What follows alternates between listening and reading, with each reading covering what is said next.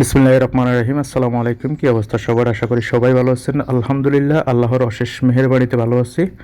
তো কিছুদিন আগে একজন প্রবাসী ভাই আমাকে বলেছিল কন্ডাক্টরকে পোল দিয়া একটু ভিতরে যাওয়ার জন্য। তো আমারও বটগাতে একটু কাজ ছিল। তো ওনার কথা রাখার জন্য আমি ওনার আগে যে ভিডিওটা করেছি ওই ভিডিওটা উনি যেই পর্যন্ত বলেছেন ওনার ওই পর্যন্ত ভিডিওটা কাট করে ভিডিওটা ওই সময় আপলোড করেছি। এই ভিডিওটা গ্যালারির মধ্যে ছিল। তো আমি এই ভিডিওটা যাচ্ছি বটগার উদ্দেশ্যে। তো বটগায় কিছু কাজ আছে, এর আগে আরেকটা কাজ আছে, ওই কাজটা শেষ করে আমি চলে যাব বটগাতে। তো এখান দিয়ে যাদের বাড়ি আছে, বিশেষ করে আপনাদের এলাকা পরিচিত জায়গা যেখানে সময় কাটাইতেন, সেই জায়গাগুলো ভিডিও করে আপনাদের মাঝে উপহার দেওয়ার জন্য আসলে আমি মূলত ভিডিওগুলো করি।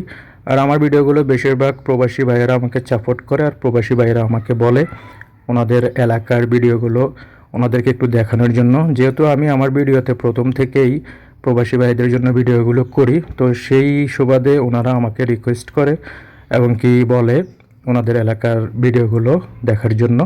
আমি সব সময় চেষ্টা করি আমার প্রবাসী ভাই যে এলাকাগুলোর কথা বলে ওনাদেরকে দেখানোর জন্য। আমি সেই এলাকাগুলোতেই গিয়ে ভিডিও করি। আর এর পাশাপাশি আমার যখন যেখানে কাজ পড়ে যদি সুযোগ পাই ওই ভিডিওগুলো করে রাখি, হয়তোবা ওখান থেকে অনেক ভাই ওনাদের এলাকাগুলো আমার পেজের মাধ্যমে দেখে এবং কি আরও কয়েকটা জায়গা ভিডিও করার জন্য বলে। তো আমি সব সময় চেষ্টা করি আমার প্রবাসী ভাইয়ের অনুরোধগুলো রাখার জন্য। কারণটা হচ্ছে আমি যখন প্রবাসী ছিলাম তখন আমার কাছেও এরকম ফিল হইতো যে আমি 7 বছর প্রবাসী ছিলাম, কখনো আমার এলাকার ভিডিও যদি দেখতাম অনেক ভালো লাগতো।